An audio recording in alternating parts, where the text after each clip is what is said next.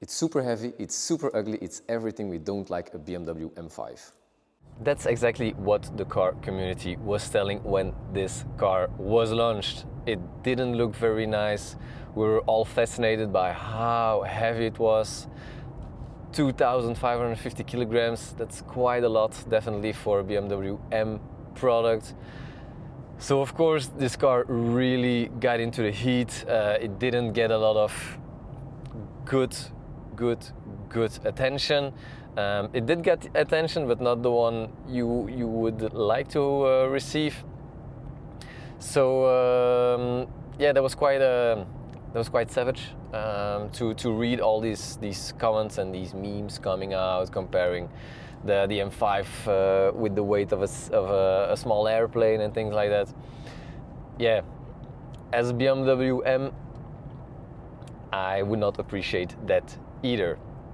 But when people started driving these cars, suddenly things changed. Of course, keep the weight in mind. Yes, it's a heavy car, but again, it's not the kind of car you would take on a racetrack such as Spa-Francorchamps or whatever.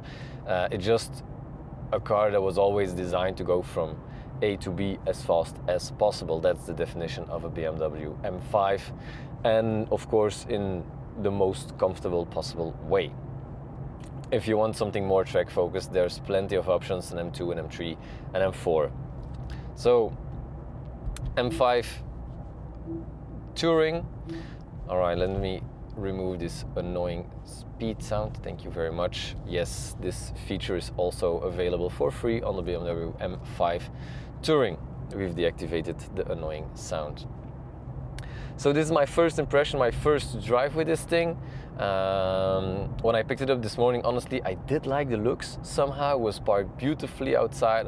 I was like, this looks quite nice, even though I've always been a big fan of E60, E39 gens, and I don't think it will be easy to beat that kind of design. It's a thing I don't think it's possible.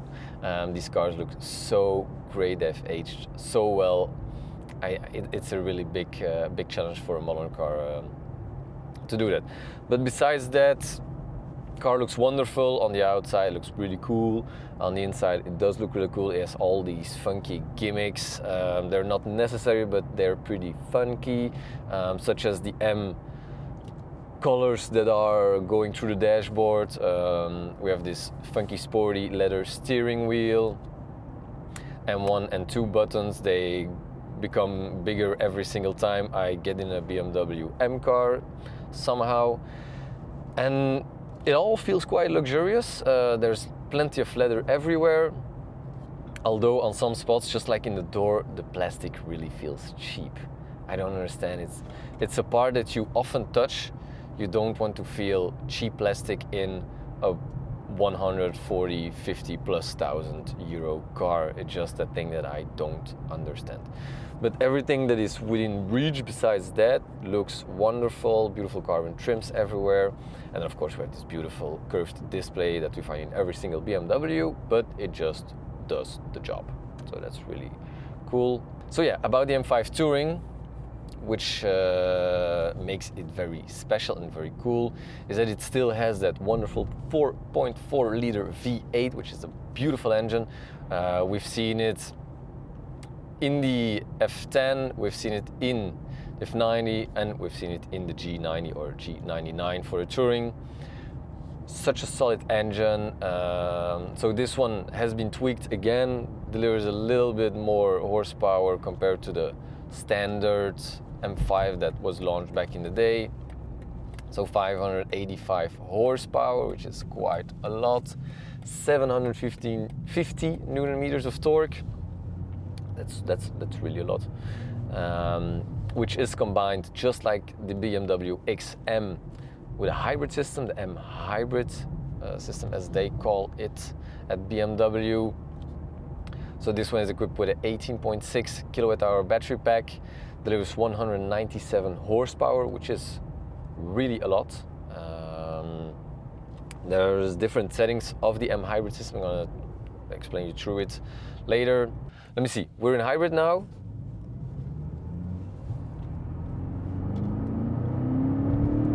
okay.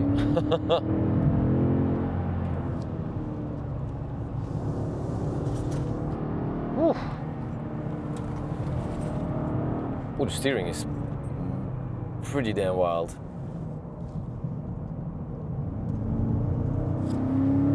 Oh. Whew. Oh boy, it pulls. And I was impressed by how the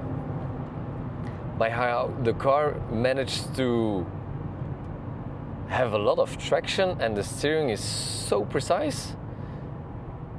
Okay, that was pretty cool. That was really pretty cool. I was hoping it would feel faster. It doesn't feel that fast because somehow the outgoing M5, definitely in the CS version, was already mind-blowing fast. So this feels fast until you go up to 130, 140, and then yeah, you start feeling, of course, a bit of the weight that it needs to carry with it. Okay, let me play a bit with the manual transmission.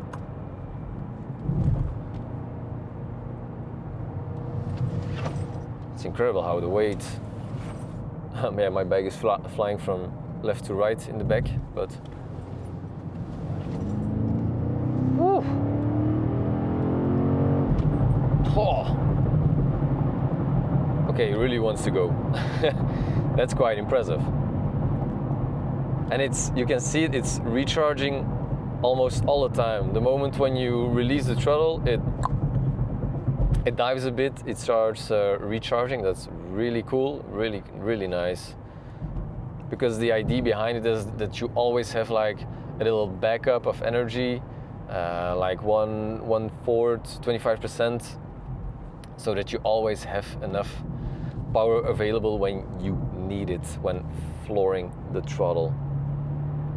The hybrid system already works much better because I remember driving XM and it was horrible. The way the engine kicked in, it wasn't smooth at all. I really didn't like it, whereas here, it's super smooth. I can't feel anything. It's really worked well. Yeah, they did a very good job on this. Okay, and then we have different settings. So here on this black panel, which is clean for now, but once I'm gonna touch it's gonna be dirty all over. So we have a traction control button, which is nice. So if you push that one, you still have the MX drive system. So we have DSC on, MDM, and then DSC off. And then you can go into the MX drive setup, where you can put it in four-wheel drive sport, where it pushes a little bit more to the back.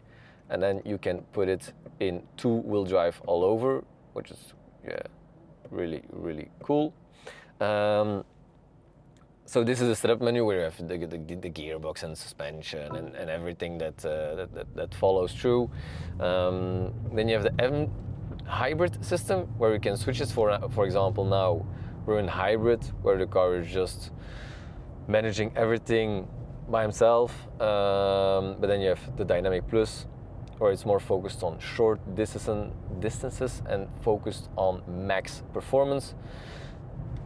Nice, I like that. And then, for example, we have the electric mode, where it's gonna be purely electric.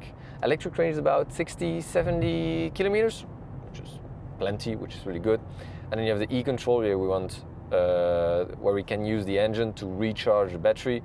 For example, if you're on the highway, you can put it on. And then once you get off the highway into town, you can drive fully electric. So that's the spirit behind it. And then you have the M mode, where it's just gonna change a lot of settings, including driver aids and stuff. So for example, now we are in road, but then you can put it in sport, and then the display changes a bit. And same if you want to put it in track, you need to confirm. You need to confirm that later. We're not on a track, so we're not doing that. But that's pretty cool that you really have a lot of possibilities to change the car to what you are expecting from it. Definitely with the hybrid system, there's a lot of stuff going on. You want it to match what you want. but the steering wheel feels super light. It's incredible. If you turn the wheel, you're like, oh, this doesn't feel like a 2.5 ton car. It feels super light. This is fast, yeah, this is fast. 0 to 100 in 3.6, it's 0.1 slower than the non-touring version, which is still bloody fast. So that's, yeah, I'm not gonna complain about that. Let me see, all right.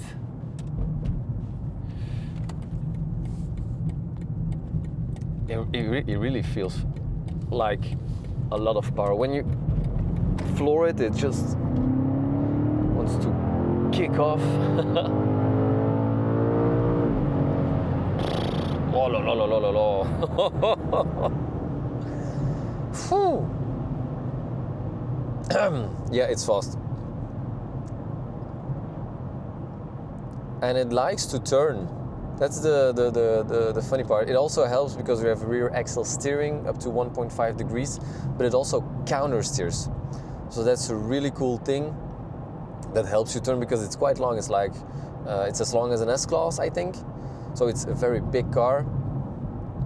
And yeah, it's quite easy to turn this thing. I like that. All right, let's go for a little back road. Because we don't want to drive fast all the time, but just I want to feel how it is around these smaller roads.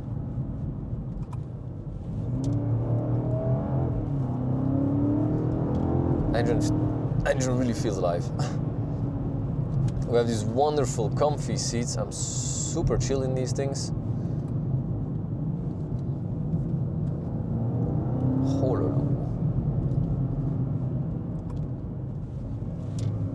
Again, just how it turned is really incredible. I'm really surprised by just how nimble it feels around these small corners. I really would not expect this. I really wasn't expecting this. This one doesn't have the optional ceramic brakes though. Of course, now we're not driving that fast and not asking too much of the brakes, but I do think that once you start pushing the car quite hard, you would like to have ceramic brakes that just, where you just keep, yeah, having confidence in the car when pushing it a little bit further. Ooh, yeah, all right, let me play a bit quickly with the setup. So let's put everything Sport Plus, recuperation in Max. That's pretty cool too. So you can, when I release the throttle, it's like, it dives immediately. It's quite comfort too. I like it. I do always put the steering in comfort because I hate it when it's in sport. It feels unnecessarily heavy. I don't like it. Same for the brakes. It's like, ugh, it feels weird. All right. Let's see what it's like.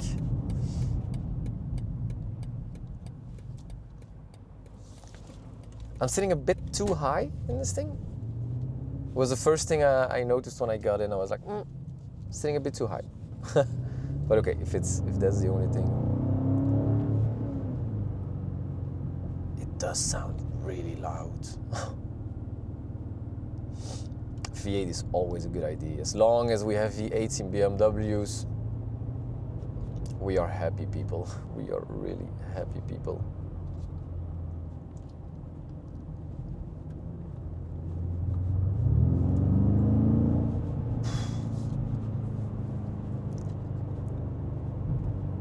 It goes really, really fast.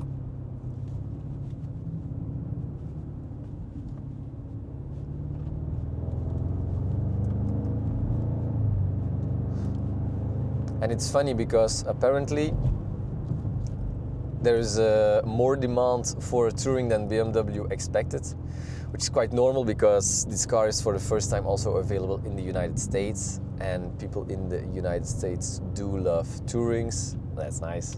But apparently they're making as much Tourings as non-Touring cars, which is really, really cool. Because somehow the Touring really does look better, definitely from that rear end. Oh, oh la la la la! This is completely nuts.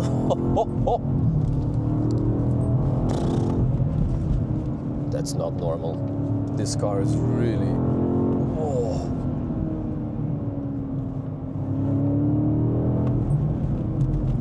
Okay, that's really, really fast.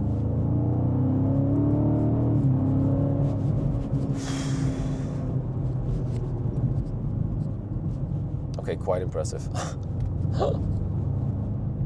I was really thinking the weight would be an issue somehow, but they really managed to... I don't know. I don't know. Okay, I'm pretty sure on a track you would feel and the weight would be a really big issue, but on B roads and stuff, or just smaller roads in general, the weight is not an issue at all, but not at all.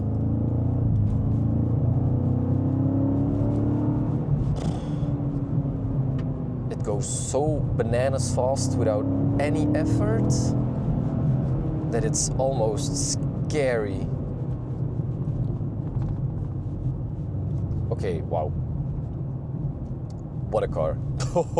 Okay, I can still tell you with a lot of enthusiasm that the BMW M5 is still here and it's still rocking solid good. Ooh la la la la. Honestly, I've always been a big fan of M5s. I grew up with an E63, which is still one of my dream cars. It's such a beautiful thing, and it redefined what a performance saloon was and needs to be. And somehow this one does it again. I'm still not convinced about the looks because it lacks that little bit of... Oh my god, it's fast. It lacks that bit of M magic, I think, on the outside. But besides that, it really has everything an M5 should be. Whoa la la. It's so fast. It really is super, super, super fast.